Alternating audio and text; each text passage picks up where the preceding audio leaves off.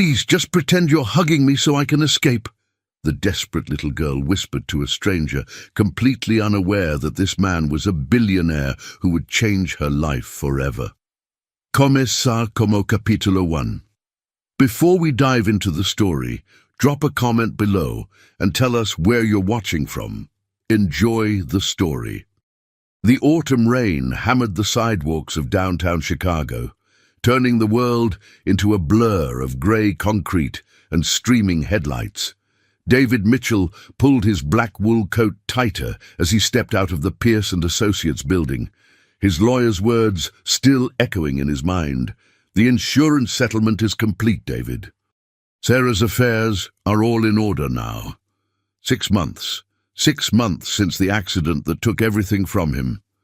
He walked aimlessly through the financial district, his Italian leather shoes splashing through puddles he didn't bother to avoid. The 30-year-old tech mogul who had once commanded boardrooms with confidence now felt like a ghost wandering through his own life. His company, Mitchell Technologies, practically ran itself these days. He'd built it too well, made himself almost unnecessary, just like everything else in his world now. The sound of running footsteps broke through his haze of self-pity, small, frantic steps getting closer. David looked up just as a tiny figure collided with his legs, nearly knocking him backward. "Please," a breathless voice whispered urgently. "Please, mister, just pretend you're hugging me." David looked down, stunned. A small girl, maybe 7 years old, with tangled dark hair and clothes that had seen better days, was pressed against him. Her brown eyes were wide with desperation, darting frantically over his shoulder. "There she is!" a gruff voice shouted from behind them. "Emma, you get back here right now!" The girl, Emma, looked up at David with pleading eyes. "Please," she whispered again. "Just for a minute. Pretend I'm your daughter." Something in her voice, something in those eyes that held far too much fear for a child, made David's decision for him. Without thinking, he wrapped his arms around the trembling girl, pulling her close. "Emma, sweetheart," he said loudly, his voice carrying the authority he'd learned from years of business negotiations. "There you are. Daddy was looking everywhere for you." 2 men in dark uniforms approached, their faces flushed and angry. David recognized them immediately. Private security from Riverside Children's Home, the overcrowded state facility on the south side. "Sir," the taller guard panted, "that's one of our residents. She ran away during outdoor time." David felt Emma's small hands grip his coat tighter. "I'm sorry," he said calmly, "but I think you're mistaken. This is my daughter, Emma Mitchell." The guards exchanged uncertain glances. David's expensive suit, his confident bearing, the way he naturally commanded the space around him. It all suggested a man accustomed to being believed without question. "Sir, we have records," the shorter guard began. "Are you questioning my identification of my own child?" David's voice carried just enough steel to make both men step back. "Because if you are, I think my lawyers would be very interested to hear about it." The taller guard cleared his throat nervously. "Of course not, sir. We must have been mistaken. The girl we're looking for has darker hair." As the guards retreated, mumbling apologies, David felt Emma's grip slowly relax. But she didn't let go, and something deep in his chest, something that had been frozen solid for months, began to crack. "Thank you," she whispered into his coat. David looked down at this brave little girl who had somehow stumbled into his life at the exact moment when he'd been wondering if he had any reason left to keep living. "You're welcome, Emma. But I think we need to talk." As the rain continued to fall around them, neither of them realized that this desperate embrace would be the beginning of something that would save them both. But first, they had to survive what was coming next. Because running away from Riverside Children's Home was just the beginning of Emma's problems. And David Mitchell was about to discover that some rescue missions change the rescuer more than the rescued. David guided Emma through the opulent lobby of the Four Seasons, acutely aware of the curious glances from other guests.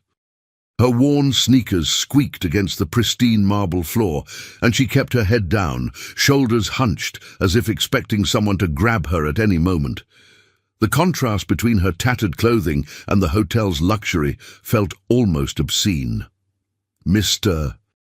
Mitchell?" The concierge nodded respectfully, his trained eyes barely flickering over Emma's appearance. "Your usual suite?" "Yes, thank you, Marcus." David's voice remained steady, but his mind raced with questions he couldn't answer. What was he doing? He'd just committed what was essentially kidnapping, helping a child evade lawful custody. But something about Emma's raw terror had awakened protective instincts he didn't know he still possessed after months of emotional numbness. In the elevator, Emma finally broke the silence. "Why did you help me?" Her voice was barely above a whisper, as if speaking too loudly might shatter this unexpected sanctuary. David studied her reflection in the polished brass doors. Despite everything, the fear, the exhaustion, the obvious neglect, her chin held a stubborn tilt that reminded him painfully of Sarah. His late wife had possessed that same fierce determination, that refusal to back down even when the odds were impossible. "Why did you run away?" "They were going to separate me from Tommy," she whispered, her small hands clenching into fists. "He's only 5. He can't survive there without me. He has nightmares every night, and he won't eat if I'm not there to make sure he's safe." The elevator opened to the penthouse floor with a soft chime. David's suite was a testament to his phenomenal success. Floor-to-ceiling windows overlooking Lake Michigan's grey waters, Italian leather furniture that cost more than most people's cars, a gourmet kitchen he never used, artwork worth millions adorning the walls. Emma stood frozen in the doorway, overwhelmed by opulence she'd never imagined. "Who's Tommy?" David asked gently, leading her to the plush couch that could seat 8 people comfortably. "My little brother. We've been together at Riverside for 2 years, since." She trailed off, her small hands twisting anxiously in her lap. "They said a family wants to adopt him, but not me. I'm too old, they said. 7 is too old." "Nobody wants 7-year-olds who ask too many questions." David's chest tightened with an emotion he'd thought died with Sarah, righteous anger on behalf of someone else's pain. "And you've been taking care of him all this time." "Someone has to. He has nightmares about the fire, about Mommy and Daddy not being there anymore. He doesn't eat if I'm not there to remind him. He gets scared when the older kids are mean." Emma's voice cracked, revealing the enormous weight this 7-year-old had been carrying. "I can't let them take him away from me. He's all I have left in the whole world." For the first time in months, David felt genuine purpose stirring in his chest, pushing through the fog of grief that had consumed him. "Emma, what if I told you there might be another way? What if we could find a solution that keeps you and Tommy together permanently?" Emma's eyes widened with hope, so pure and desperate it nearly broke his heart. "You would do that? For us? But you don't even know us." "I'm going to try with everything I have," David said, and for the first time since Sarah's funeral, he meant something completely. "But first you need food and rest. Tomorrow we figure out how to save your brother and make sure you never have to be separated again." As Emma finally allowed herself to relax into the plush cushions, David realized that for the first time since Sarah's death, he had something worth fighting for again. 2 somethings, actually. And he was going to move heaven and earth to protect them both. The next morning, David sat across from his longtime lawyer, Robert Chen, in the man's mahogany-paneled office overlooking downtown Chicago. Robert's expression grew increasingly concerned as David explained the previous day's events, his manicured fingers drumming nervously on the leather desk pad. "Let me understand this correctly," Robert said slowly, removing his wire-rimmed glasses to clean them, a nervous habit David recognized from 20 years of legal battles. You want to adopt 2 children you met yesterday, one of whom is technically a fugitive from state custody, and you're asking me to make this happen immediately. Emma isn't a fugitive, Robert. She's a terrified little girl trying to protect her brother from a system that's failed them both catastrophically. Robert leaned back in his leather chair, studying his most successful client with worried eyes. David, I understand you're still processing your grief over Sarah, but this isn't the way to fill that void. Taking on damaged children isn't therapy, and it's not what Sarah would have wanted for you. This has nothing to do with grief, David interrupted sharply, though they both knew it wasn't entirely true. These kids need help, and I'm in a position to provide it. I have unlimited resources, a stable home, and the time to dedicate to their healing. The state won't see it that way. You're a single man with no parenting experience, and frankly, your mental state since the accident has been... Robert's voice softened with genuine concern. You've barely left your penthouse in 6 months. You've missed critical board meetings. Your assistant fields calls from concerned investors weekly. The press is starting to ask questions about Mitchell Technologies' leadership stability. David stood abruptly, pacing to the floor-to-ceiling windows. My mental state is perfectly fine. I'm functioning, I'm making decisions, I'm managing my responsibilities. You're surviving, not living. There's a difference. Robert's voice carried the weight of decades of friendship. I'm worried about you, but taking on severely traumatized children isn't the solution. The adoption process alone could take years, assuming the state even considers you eligible. David turned back to his friend and legal counsel. They're not damaged goods to be fixed, Robert. They're survivors who've been let down by every adult who was supposed to protect them. If I don't help them, who will? Back at the hotel suite, David found Emma curled up by the massive windows, still wearing yesterday's clothes, despite the shopping bags full of new outfits he'd had delivered.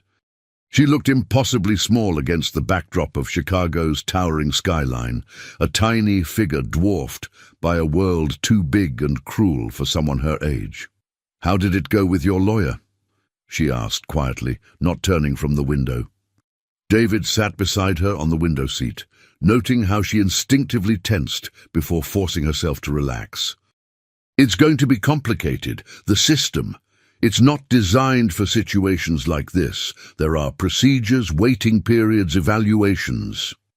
Emma nodded with the resigned wisdom of someone who'd learned early that adults made promises they couldn't keep. It's okay. I understand. You tried, and that's more than anyone else has done. Emma, look at me. He waited until her brown eyes met his, seeing the fragile hope she was trying so hard to protect. I said complicated, not impossible. I don't give up easily. Ask anyone who's tried to compete against Mitchell Technologies. I fight until I win. For the first time since he'd met her, Emma smiled, really smiled, lighting up her entire face. So what do we do now? Now we go see Tommy, officially as your potential new family. David pulled out his phone, scrolling through contacts that represented decades of accumulated favors and influence. I'm calling in every marker I have. By tonight, I want to understand exactly what we're fighting and how to win. Emma threw her thin arms around him in a fierce hug, and David felt something he'd forgotten existed. Hope mixed with fierce determination and the terrifying, exhilarating knowledge that he finally had something worth fighting for again. Riverside Children's Home, squatted like a grey concrete fortress on Chicago's neglected South Side, its narrow windows barred and unwelcoming, chain-link fence topped with razor wire making it look more like a minimum security prison than a place meant to nurture children. David's gleaming black Tesla looked absurdly out of place in the pothole-riddled parking lot, drawing suspicious stares from the few staff members visible through the building's grimy windows. "I don't want to go back in there," Emma whispered, gripping David's hand tightly enough to leave marks. Her entire body trembled as they approached the institutional entrance. "It smells like disinfectant and sadness, and the walls are always cold." "You won't have to stay," David promised, squeezing her hand reassuringly. "We're just visiting Tommy, remember? Just long enough to let him know that someone's fighting for both of you." Director Margaret Walsh was a stern woman in her mid-50s who clearly viewed David with deep suspicion despite his expensive suit and obvious wealth. Her office was Spartanly functional, decorated only with motivational posters about discipline building character and a single wilting plant that seemed to mirror the hope of the children in her care. "Mr. Mitchell, I appreciate your sudden interest in adoption," Walsh said, her tone suggesting anything but appreciation. "But I must inform you that Emma Chen is not available for placement. She's exhibited serious behavioral issues that make her unsuitable for family integration." "What kind of behavioral issues?" David asked, his businessman's instincts immediately suspicious of such vague accusations. Running away, defiance of authority figures, inability to adjust to our established structure and rules. She's been consistently disruptive to other children's placement opportunities. Walsh's tone was clipped, professional, but David caught something else underneath, genuine dislike for a 7-year-old child. "She questions our decisions, undermines our staff, and has proven incapable of accepting appropriate discipline." David felt Emma tense beside him, shrinking into herself as if trying to become invisible. "She's 7 years old. Age doesn't excuse destructive behavior, Mr. Mitchell. However, her brother Tommy is an excellent candidate for adoption. Well-behaved, adaptable, no history of problems or defiance. Several families have expressed strong interest in him." They were led through sterile hallways, lined with motivational posters that felt cruelly ironic given the obvious despair of the place. "Every day is a new beginning," hung above a water stain spreading across cracked ceiling tiles. Children of various ages sat in a dreary common room, their faces blank with the particular emptiness David recognized from his own recent months of existing rather than living. Then Emma broke free from David's hand and ran toward a small boy with sandy hair and Emma's same expressive brown eyes. "Tommy, you did them." The reunion was heartbreaking in its desperate intensity. Tommy, who couldn't have been more than 5, launched himself into Emma's arms and clung to her as if she were his lifeline, which, David realized with growing anger, she probably was. The little boy sobbed against her shoulder, his thin frame shaking with relief and terror. "Emma, they said you were gone forever and never coming back." Tommy's voice was high with panic, the words tumbling over each other. "I didn't eat yesterday or the day before. I couldn't find you anywhere. Mrs. Patterson said you probably got hit by a car." "I'm here now, baby," Emma soothed, running her fingers through his hair with the practiced gentleness of someone who'd been mothering him for years. "I'm here, and I brought someone special to meet you." Director Walsh watched the reunion with obvious disapproval. "As you can see, their codependency is highly problematic. Tommy needs to learn independence and appropriate attachment boundaries." "He needs his sister," David said firmly, watching Tommy cling to Emma like she was the only solid thing in his world. "And I want to adopt them both, together, as a family unit. That's absolutely not possible. Emma is unsuitable for placement due to her behavioral issues and inability to integrate into structured family environments. Emma is a 7-year-old girl who's been forced to parent her traumatized little brother because your institution has failed to provide adequate care." David's voice carried the same implacable authority that had built his empire. "I'm prepared to provide both children with a loving home, excellent education, comprehensive therapy, and whatever resources they need to heal from their trauma." Walsh's face hardened into ugly lines. "Mr. Mitchell, I think this meeting is over. You clearly don't understand the complexities of institutional childcare." As they prepared to leave, Tommy wouldn't release his grip on Emma. His small fingers tangled in her shirt. "Don't leave me again," he pleaded, tears streaming down his face. "I can't sleep without you. The nightmares come back." "I'll be back for you," Emma promised fiercely, her own tears falling freely. "I swear on Mommy and Daddy's graves I'll be back for you. Mr. David is going to help us be a real family." Watching that desperate goodbye, David made a decision that would change everything. He wasn't just going to adopt these children. He was going to systematically destroy the institution that had tortured them. 3 days later, David's private investigator, Janet Rodriguez, spread photographs and documents across his dining room table like evidence at a crime scene. Emma was safely occupied at the hotel's supervised kids club. David had convinced her she needed to act like a normal child for a few hours while he planned their next moves in what was rapidly becoming a war. "You're not going to like what I've found," Janet said grimly, her weathered face serious as she organized the damning evidence. "Riverside Children's Home has been under state investigation for the past 18 months. Chronic understaffing, inadequate supervision, allegations of emotional abuse, and financial irregularities that would make your accountant weep." David studied the photographs with growing horror. Overcrowded dormitories, with children sleeping on mattresses on the floor. Broken playground equipment held together with duct tape.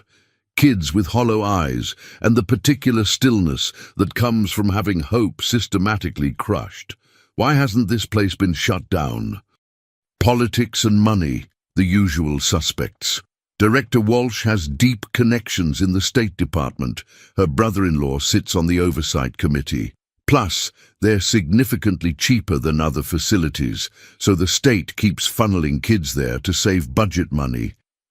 Janet pointed to a particularly damning photo of children eating what looked like prison food. But here's where it gets interesting. 3 separate families have specifically requested Tommy Chen for adoption in the past 6 months. All of them were told Emma wasn't available due to severe behavioral issues. Behavioral issues like protecting her brother and asking inconvenient questions. Exactly. I interviewed former staff members who quit in disgust. They painted a very different picture of Emma. Responsible, nurturing, actually helped younger children adapt to the facility. She taught some kids to read, mediated conflicts, even organized secret birthday celebrations with smuggled treats. Janet's expression darkened with professional anger. But she also asked too many questions about why siblings were being deliberately separated, why some children received preferential treatment, why adoption processes kept failing. David felt his carefully controlled anger building into something volcanic. She was a threat to their profitable system of dysfunction. Gets much worse. Tommy's had 3 serious adoption attempts fall through in the past year. Each time, the prospective families said he was too severely traumatized, too pathologically attached to his sister. He'd cry for Emma constantly, refuse to eat, have panic attacks so severe they required medical intervention. Janet pulled out another stack of documents. The last family filed an official complaint, saying the home never disclosed the extent of his psychological damage. Damage that was directly caused by forcing him to live without his primary attachment figure.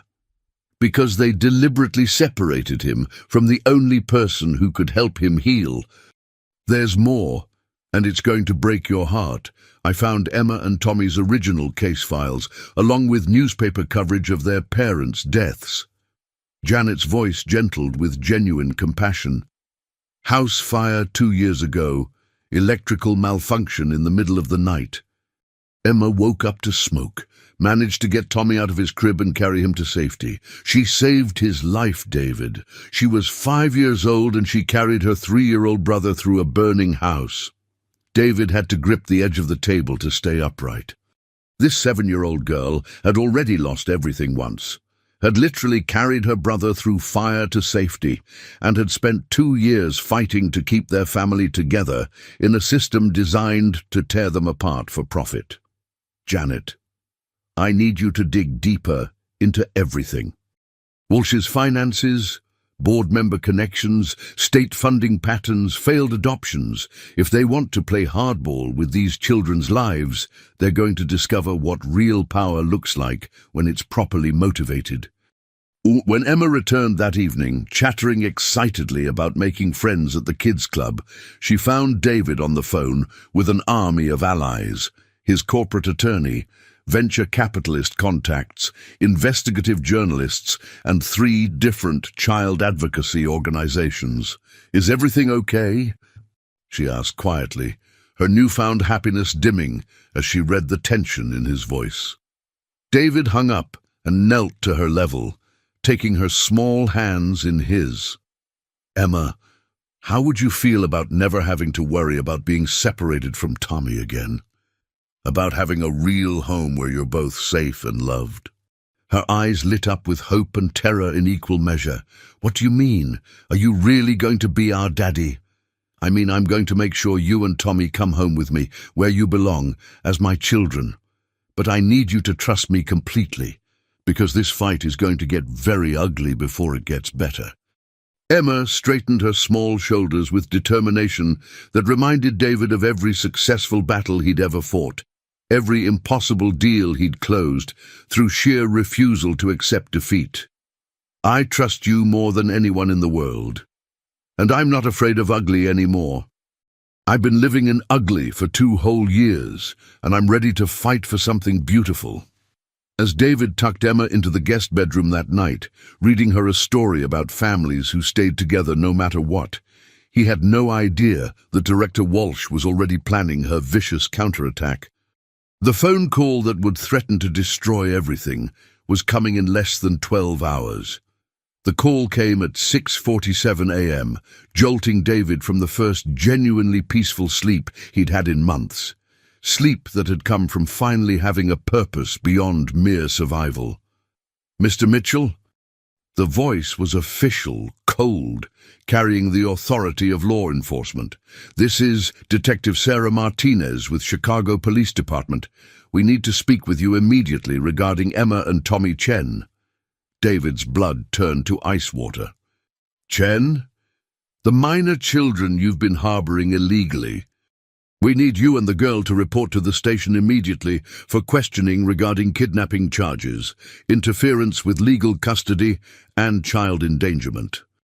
Would be an hour later, David sat in a sterile interrogation room that smelled of industrial cleaner and desperation, Emma pressed close to his side, both of them facing Detective Martinez, a no-nonsense woman in her 40s, and a sharp-faced woman introduced as Karen Phillips from Child Protective Services. "Mr. Mitchell," Detective Martinez began, consulting a thick file, "you're in extremely serious legal trouble. Interfering with lawful custody, harboring a runaway minor, potentially kidnapping charges that could result in decades in federal prison. I helped a frightened child who asked for protection. You helped a minor child evade lawful authorities and legal guardianship," Phillips interrupted smoothly. "Emma has been officially reported missing from state custody for 4 days. During this time, her brother Tommy has been placed with an approved foster family who can provide appropriate care." Emma gasped audibly, her small body going rigid with terror. "No, you can't take Tommy. I promised I'd come back for him. He can't survive without me." "Emma?" Philip's voice took on a patronizingly gentle tone that made David's skin crawl. "Sometimes promises can't be kept by children who don't understand adult responsibilities. Tommy is in a wonderful, stable home now with people who can provide proper structure and care without the burden of an unstable sibling relationship." "I provide proper care." Emma's voice cracked with desperate fury. "I've taken care of him since he was 3 years old. I saved him from the fire. He won't eat or sleep without me. He'll think I abandoned him." David felt rage building in his chest like molten metal. Where exactly is Tommy right now? Phillips exchanged a meaningful look with Detective Martinez. That information is confidential for the child's protection. But I can assure you he's receiving excellent professional care from a thoroughly vetted family with extensive experience in childhood trauma. What family? What are their qualifications? How long have they been approved? David pressed, his business instincts screaming that something was fundamentally wrong with their evasions. "Mr. Mitchell," Detective Martinez leaned forward intimidatingly, "your primary concern should be avoiding serious criminal charges that could destroy your life and business empire. We're prepared to be lenient if you cooperate fully and return Emma to proper state custody immediately with no further interference." David looked down at Emma, who was trying so desperately to be brave. Her small fists clenched, white-knuckled in her lap, tears streaming silently down her cheeks. Everything in him rebelled against handing this child back to people who saw her as a problem to be eliminated, rather than a little girl to be cherished and protected. "I want to speak to my lawyer immediately." "Mr. Mitchell," Phillips said with oily smoothness, "dragging this out with expensive legal maneuvering will only traumatize Emma further and make her eventual reintegration into appropriate care much more difficult." Reintegration into what? A system that systematically failed her from the moment she entered it? Phillips's professional mask slipped slightly, revealing something ugly underneath. The system works effectively for children who work with it constructively. Emma has shown consistent inability to adapt to necessary structure and legitimate authority. Emma has shown consistent courage in protecting her brother in an environment that deliberately tried to destroy their family bond for financial convenience. "Mr. Mitchell," Detective Martinez's tone turned sharp and threatening, "you have exactly 10 minutes to decide. Cooperate fully right now, and we'll consider this an unfortunate misunderstanding. Continue to obstruct legal proceedings, and you'll be arrested for multiple felonies, including child endangerment." David felt the carefully constructed trap closing around them like a steel cage. But as Emma looked up at him with absolute trust blazing in her eyes, trust that said he was the only adult who'd ever truly fought for her, he realized something that changed the entire game. He wasn't fighting for custody anymore. He was fighting for justice, and he had resources they couldn't even imagine. "Detective Martinez," David said with deadly calm, "before we continue, I want to officially report multiple crimes: systematic child abuse, deliberate infliction of psychological trauma, conspiracy to separate siblings for financial gain, and fraud in adoption proceedings. And I have comprehensive evidence." Phillips went visibly pale. "Mr.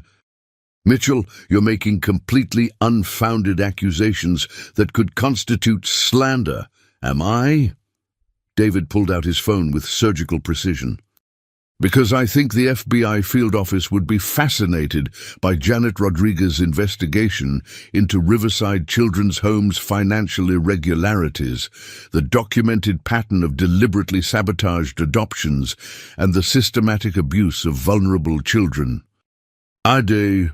As the adults stared at each other across the table in electric silence, Emma whispered something that stopped everyone cold. "Tommy isn't with a nice family, is he? He's still at Riverside, in the punishment room where they put kids who cry too much." The silence that followed told David everything he needed to know. The real war was just beginning, and now he knew exactly what kind of monsters he was fighting. But Emma had just revealed she knew far more about the institution's dark secrets than any of them had realized. Secrets that could bring down the entire corrupt system. Within 2 hours of Emma's revelation about the punishment room, David had mobilized a team that would have impressed a Fortune 500 crisis management firm.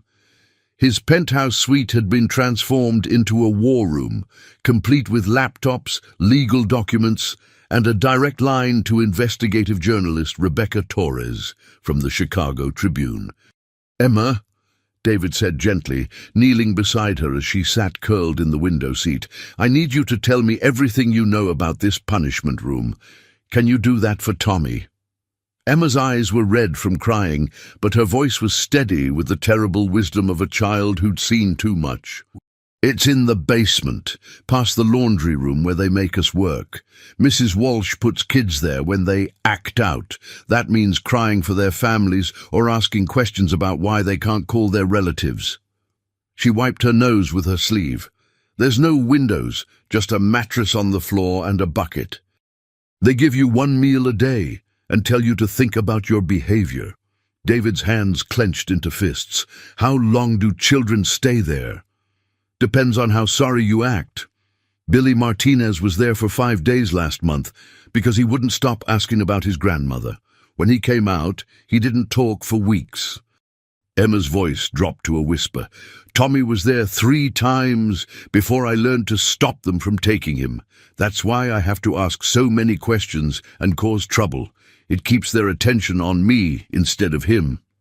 Rebecca Torres looked up from her laptop, her seasoned journalist's face pale with shock. "David, if this is true, we're talking about systematic child abuse on a scale that could bring down the entire state oversight system. This isn't just institutional negligence.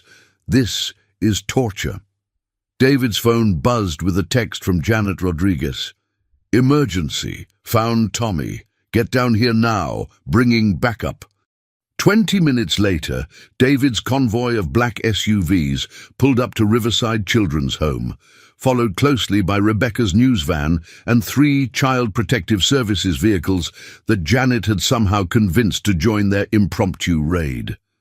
Director Walsh met them at the entrance, her face twisted with fury and panic. "You have no authority here, Mitchell. This is harassment of a state institution." David stepped closer to Walsh, his voice deadly quiet. "Where is Tommy Chen? That child is receiving appropriate disciplinary guidance for his behavioral issues. Where is he?" David's roar echoed through the institutional hallways, causing several children to peer around doorways in terror and fascination. Janet appeared beside him, her face grim.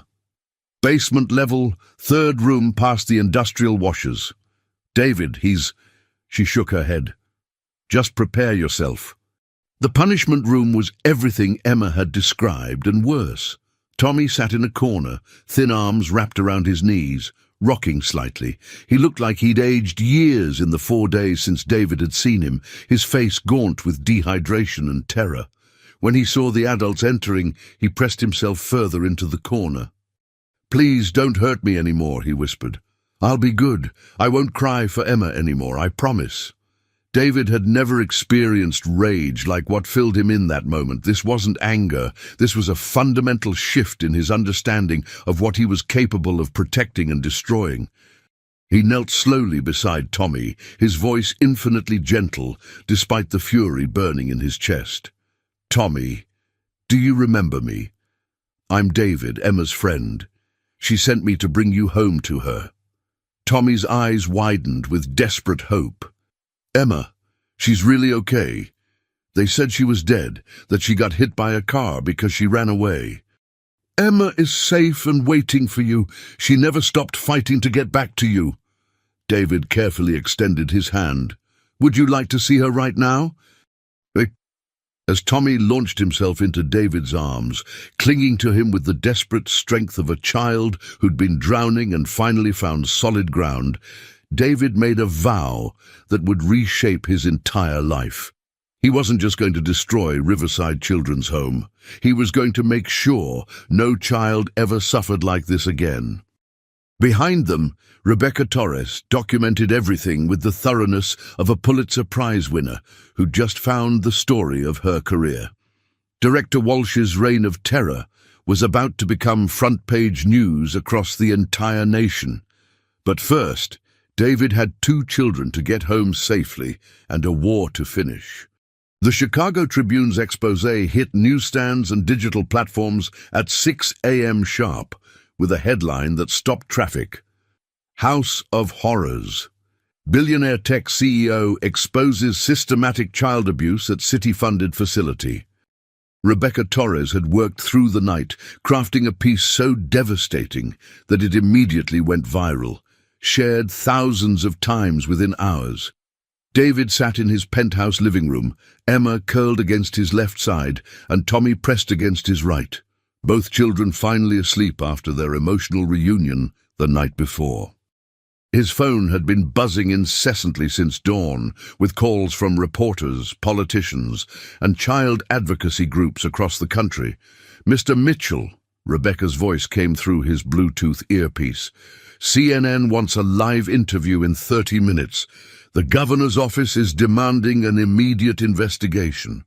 And Director Walsh just called a press conference claiming you're mentally unstable and using these children as pawns in some kind of grief-induced breakdown." David gently extracted himself from the sleeping children, tucking blankets around them. "Let her try. Janet's evidence is bulletproof, and we have Tommy's medical records from last night's hospital evaluation.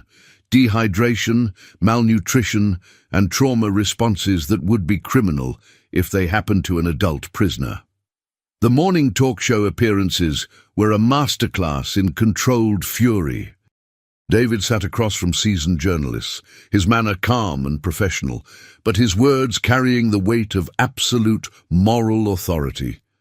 When Walsh appeared on a competing network, claiming Emma was a disturbed child with a history of manipulation and lies, David's response was swift and devastating. "Director Walsh is a woman who put a 5-year-old boy in solitary confinement for crying for his sister," he said directly into the camera. "I'll let the public decide who's manipulating whom here."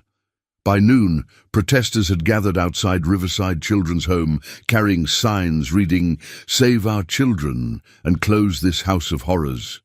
Social media exploded with Cheeks Justice for Emma and Tommy hashtags. Child welfare advocates from across the nation began calling for federal intervention. Dr. Patricia Williams, the child psychologist David had hired to evaluate both children, delivered her preliminary findings via video conference to his legal team. "The trauma these children have experienced is profound and systematic. Emma exhibits hypervigilance consistent with prolonged stress, and Tommy shows clear signs of institutional abuse syndrome. The fact that Emma has managed to maintain her protective instincts and emotional resilience is extraordinary." Emma stirred on the couch, blinking in the afternoon sunlight streaming through the floor-to-ceiling windows. "Is all this really happening because of us?" David sat beside her, smoothing her hair gently. "This is happening because brave little girls like you finally have someone with enough power to make the world listen. Are we in trouble? Are they going to take Tommy away again?" "Never," David said with absolute certainty.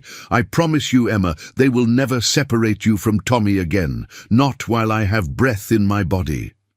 Emma studied his face with the serious intensity of a child who'd learned to read adult emotions for survival. "Are you really going to be our daddy? Like forever and ever, even when we're grown up?" The question hit David with unexpected force. In all his strategic planning and legal maneuvering, he'd focused on rescuing these children from immediate danger. But Emma was asking about permanence, about belonging, about the kind of forever family that both children had lost in a house fire 2 years ago. "Yes," he said, and realized he'd never meant anything more completely in his life. "Forever and ever. Even when you're grown up with families of your own, you'll always be my children." Emma smiled with pure joy and threw her arms around his neck, but over her shoulder David could see Tommy watching them with eyes that held too much wariness for a 5-year-old. The little boy had learned not to trust promises of forever. David had his work cut out for him, but for the first time in months, that work felt like the most important thing he'd ever attempted.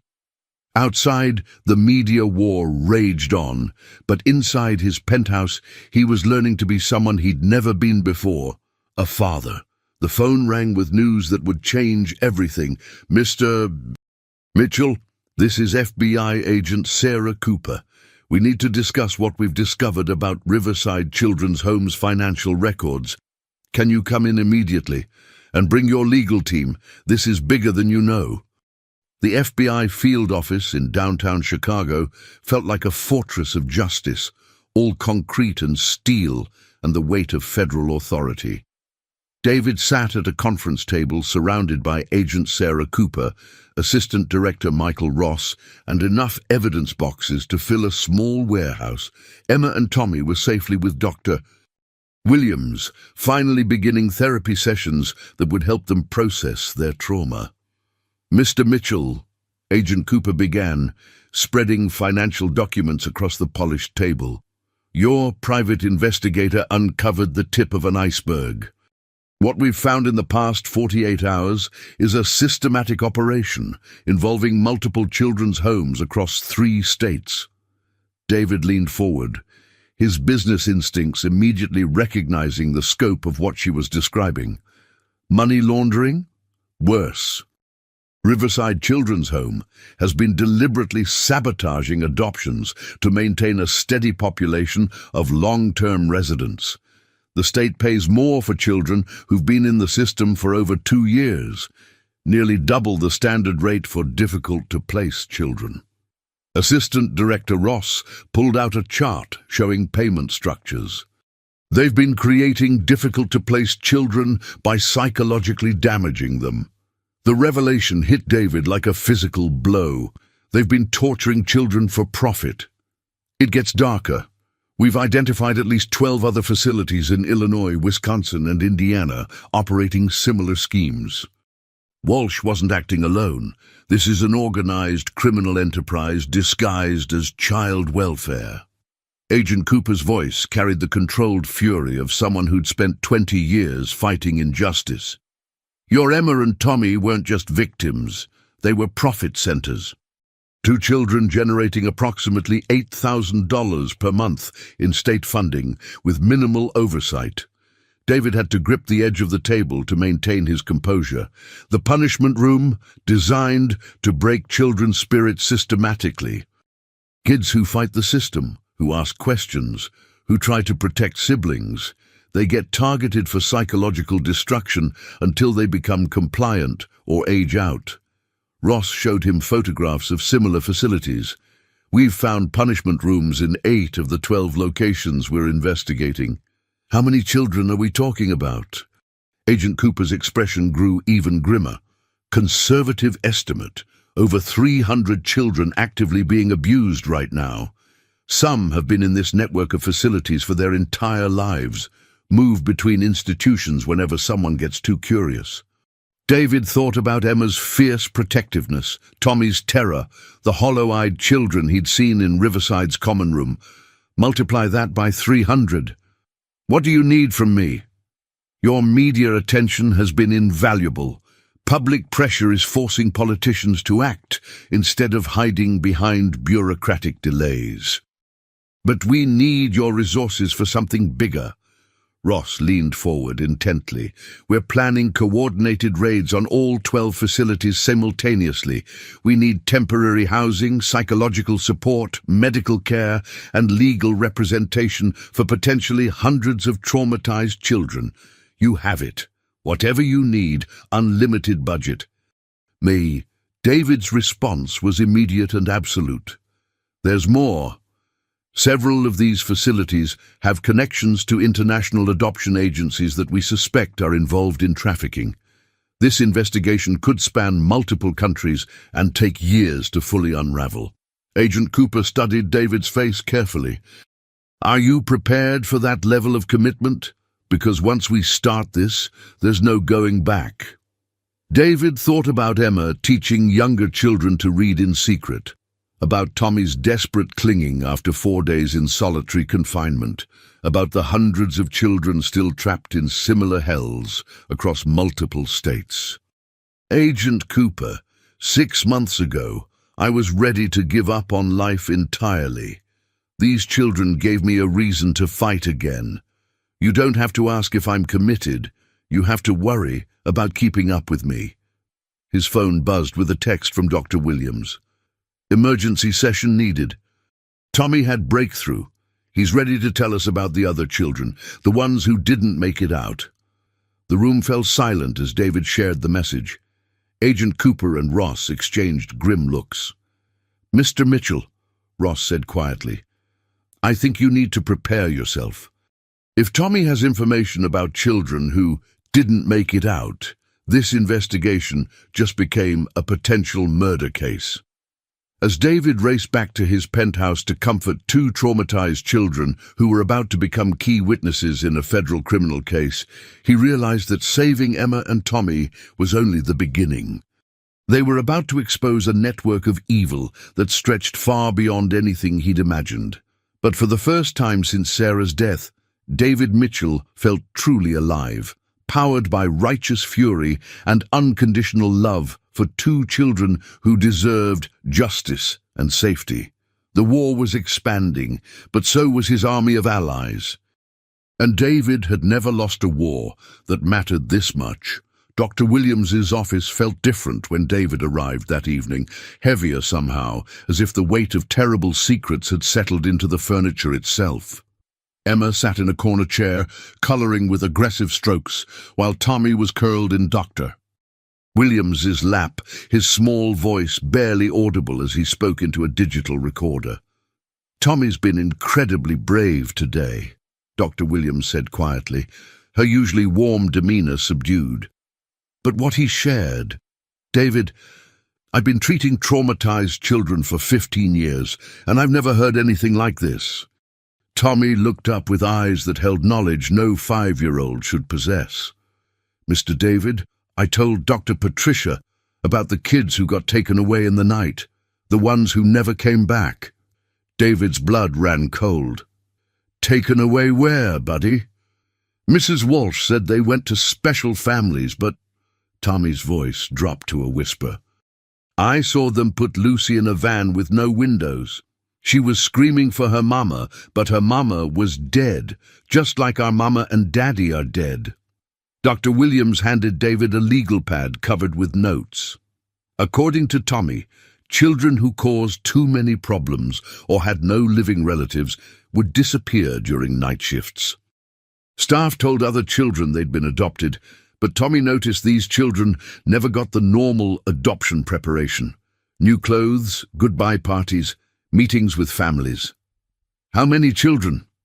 David's voice was steady, but inside he was fracturing. Tommy remembers at least 8 over the past year. All of them had no family contact, no advocates, no one to ask questions. Dr. Williams' professional composure cracked slightly. "David, I'm legally obligated to report suspected trafficking, and based on Tommy's testimony." Emma looked up from her violent coloring. "They took kids to the bad place. The place where people hurt kids for money and take pictures. I heard Mrs. Walsh talking on the phone about merchandise and special clients who pay extra for fresh inventory." The room went silent, except for the sound of David's heart hammering against his ribs. His 7-year-old daughter, because that's what Emma was now, his daughter, had just described a child trafficking operation operating under the cover of state-sanctioned child welfare. "Emma," he said carefully, "did you ever see any of these phone calls? Did you hear names or places?" Emma nodded gravely. "Mrs. Walsh has a red phone in her desk drawer. She only uses it at night when most of the staff goes home. She talks about product quality and shipping schedules and premium clients in other states." David's phone was in his hand and dialing Agent Cooper before he'd consciously decided to move. "Agent Cooper, it's David Mitchell. I need the FBI at Dr. Williams' office immediately. We have testimony about child trafficking, and I think Riverside Children's Home is a front for selling children." When Agent Cooper arrived 30 minutes later with a specialized team of child interview experts, the scope of the investigation exploded exponentially. Tommy's testimony, given with Emma holding his hand for support, painted a picture of systematic child trafficking disguised as adoption services. "The night people came for different kids," Tommy explained to the gentle FBI specialist. "They didn't use the front door. They came through the basement where the punishment room is. Mrs.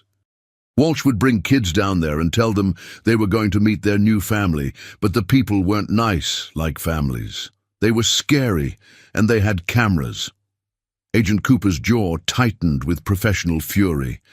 "Tommy, you're being incredibly brave. Can you remember anything about the people who came at night? What they looked like or what they said?" One man had a snake tattoo on his neck. He told Mrs. Walsh that Lucy was perfect merchandise because she was small and had been broken in properly. Tommy's clinical repetition of such horrific language from a 5-year-old's mouth made everyone in the room flinch. Mrs. Walsh gave him money and he gave her money, and then they took Lucy away in the van.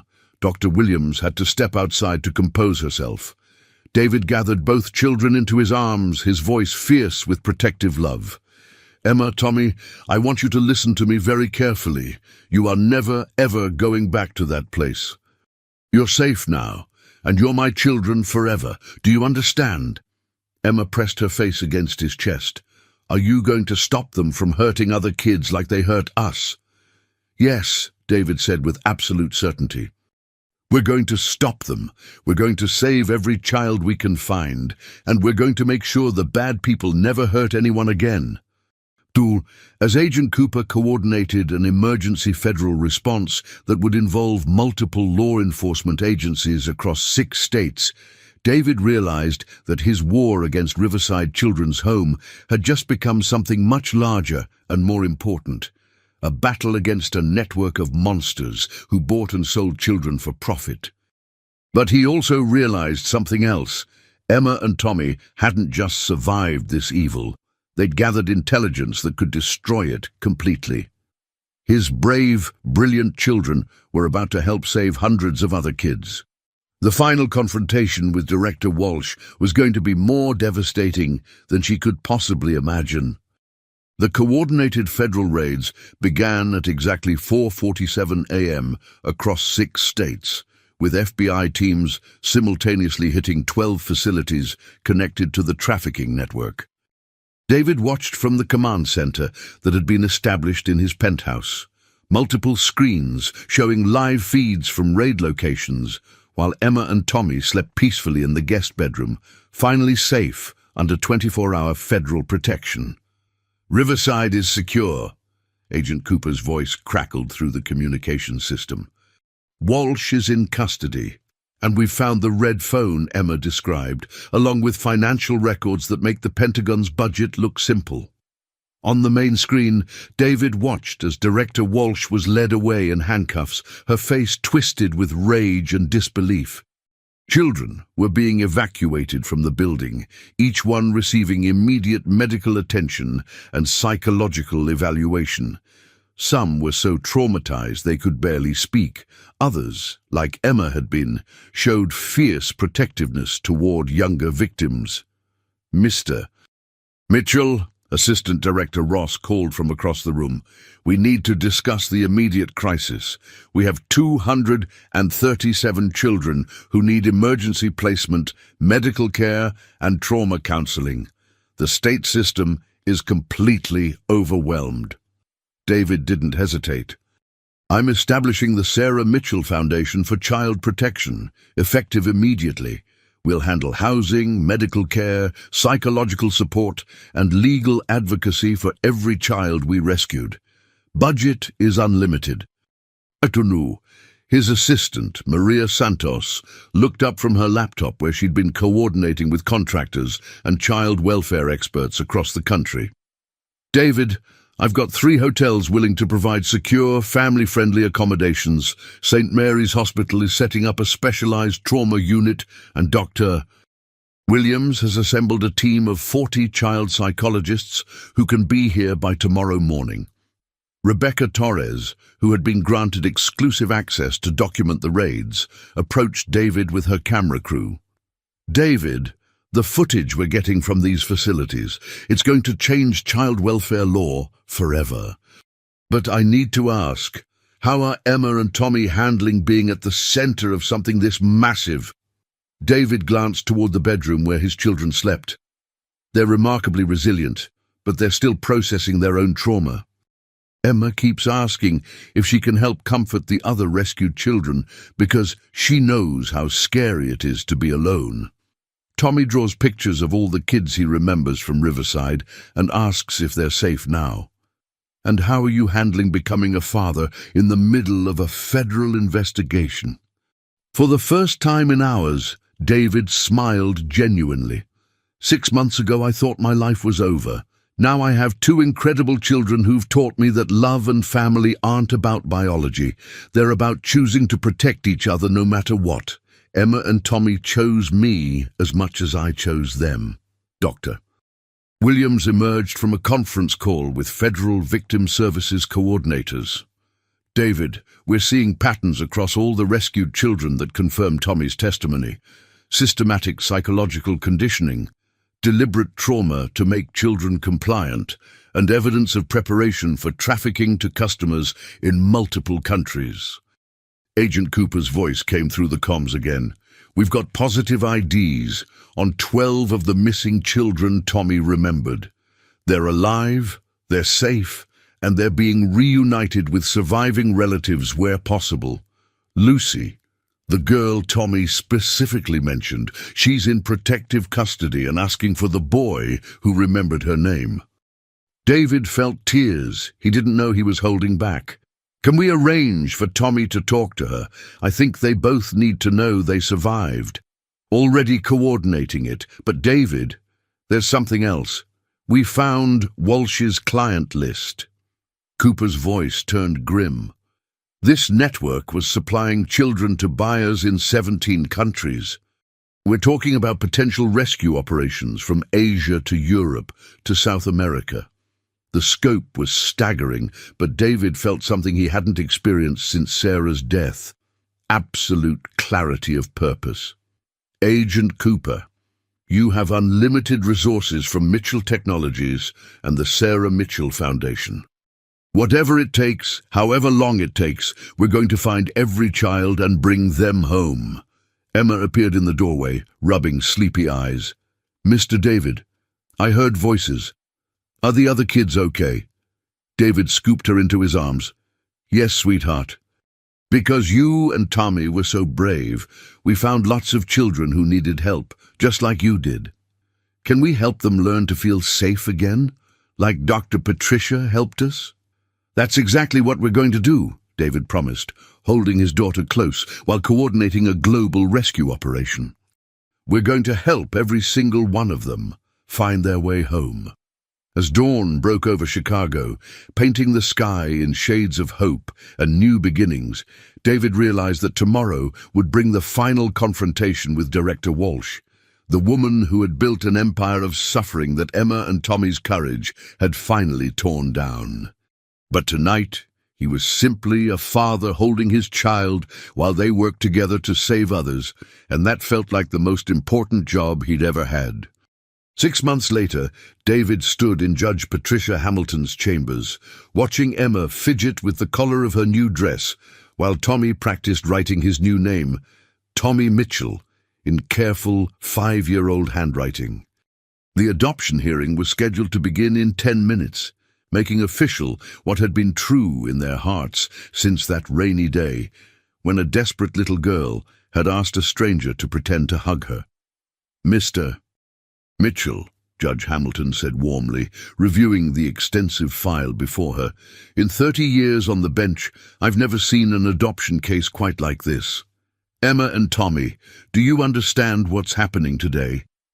Emma straightened with the poise she'd developed over months of therapy and healing. Yes, Your Honor. Today, you're going to make it official that Mr. David is our daddy forever, and we're going to be the Mitchell family for real. Tommy looked up from his careful writing. And nobody can ever separate us again, right? Not even if I have nightmares or Emma asks too many questions. Judge Hamilton's eyes softened. That's exactly right, Tommy. Today, you become a forever family and no one can change that. The courtroom was packed with an unusual collection of witnesses. Agent Cooper and the FBI team who had become family friends, Dr. Williams, who had guided all three of them through months of healing, Rebecca Torres, whose Pulitzer Prize-winning coverage had sparked nationwide child welfare reform, and dozens of children and families who had been rescued because of Emma and Tommy's courage. But David's eyes were drawn to the back row, where director Margaret Walsh sat in shackles between two federal marshals. She was facing life in prison for her role in the trafficking network. But David had requested her presence for reasons that went beyond legal proceedings.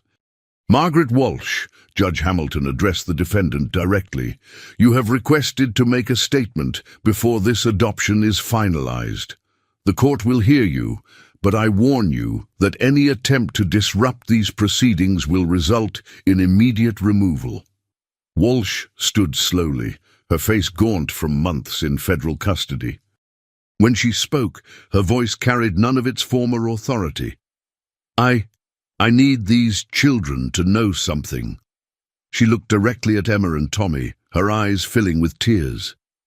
"I convinced myself that I was preparing you for the real world, that making you strong meant breaking you first. But watching the investigation, seeing what you've accomplished, seeing the hundreds of children you've saved..." Her voice broke completely. "You were never broken. You were the strongest children I ever met, and I was too damaged by my own childhood to recognize strength when I saw it." Emma stood up from her chair, walked across the courtroom, and stopped directly in front of Walsh. The entire room held its breath as this 7-year-old girl faced the woman who had tormented her for 2 years. "Mrs. Walsh," Emma said quietly, "I forgive you. Not because you deserve it, but because carrying hate makes you smaller, and I'm going to be too busy being happy to be small anymore." The silence that followed was profound and healing. Walsh collapsed back into her chair, sobbing with what sounded like genuine remorse for the first time in her adult life. Judge Hamilton wiped her own eyes before continuing. "Emma Chen and Tommy Chen, by the power vested in me by the state of Illinois, I hereby declare you to be legally adopted by David Mitchell. Your names are now Emma Mitchell and Tommy Mitchell, and you are forever members of the Mitchell family." The courtroom erupted in applause and tears. David knelt down as both children launched themselves into his arms, holding them as if he could absorb all their pain and replace it with pure love. "We're really a family now," Tommy whispered in wonder. "We were always a family," David replied, his voice thick with emotion. "The papers just make it official." Later that evening, as they celebrated at their new home, a sprawling house in Lincoln Park with a yard for playing and rooms for all the rescued children who visited regularly, Emma found David standing in his study, looking at a photograph on his desk. "Is that Mommy Sarah?" Emma asked quietly. David nodded, lifting her onto his lap. "Yes, sweetheart. I think she would have loved you and Tommy very much. Do you think she's sad that we're your children now instead of her babies?" David considered the question with the seriousness it deserved. "Emma, I think Mommy Sarah sent you to me that day when you needed help. I think she knew I needed to learn how to love again, and she knew you and Tommy needed someone to fight for you. I think she's watching over all three of us and smiling." Emma studied Sarah's photograph thoughtfully. "She looks kind, like the kind of mommy who would want her husband to save kids who needed saving." That's exactly the kind of person she was. Tommy appeared in the doorway, dragging his favorite blanket. "Daddy David, will you read us the story about the family that saves each other?" It had become their nightly ritual. A story David had written about a businessman who thought he had nothing left to live for until 2 brave children showed him that love multiplies when you give it away. As they settled into the reading nook David had built in their family room, surrounded by the soft glow of lamps and the security of home, David reflected on how much had changed since that rainy October day. The Sarah Mitchell Foundation had rescued over 800 children globally, reformed child welfare laws in 12 states, and provided healing services to thousands of families. Emma had started a support group for rescued children, teaching them the courage she'd learned from protecting Tommy. Tommy had begun speaking at conferences, his innocent wisdom helping adults understand the perspective of vulnerable children. But the greatest transformation was David himself. The hollow, grieving man who had wandered Chicago streets looking for a reason to keep living had become a father, an advocate, and a warrior for justice, all because a 7-year-old girl had asked him to pretend to hug her. "Daddy," Emma said as he finished the story, "do you think other kids out there need families like we needed you?" I'm sure they do, sweetheart. Why do you ask?" Emma and Tommy exchanged a look that David had learned meant they'd been plotting something wonderful and probably expensive. "Well," Emma said carefully, "Tommy and I were thinking that this house is pretty big, and we know lots of kids who need homes, and we're pretty good at being big siblings now." David looked at his remarkable children, survivors who had become healers, victims who had become heroes, broken kids who had taught him how to be whole again. "Are you suggesting we expand the Mitchell family?" "Only if you want to," Tommy said quickly. "We know we're probably enough work already." David pulled both children close, overwhelmed by their capacity for love after everything they'd endured. "Emma Mitchell and Tommy Mitchell, you are never too much work. You're the greatest gifts I've ever received, and if you want to share our family with other children who need love, then that's exactly what we'll do." As thunder rumbled outside their warm, safe home, David remembered another stormy night when a desperate embrace had changed 3 lives forever. Now surrounded by his children's laughter and planning to open their hearts to even more kids who needed families, he understood that love wasn't something you ran out of when you gave it away. Love was something that grew stronger every time you chose to share it, and the Mitchell family was just getting started.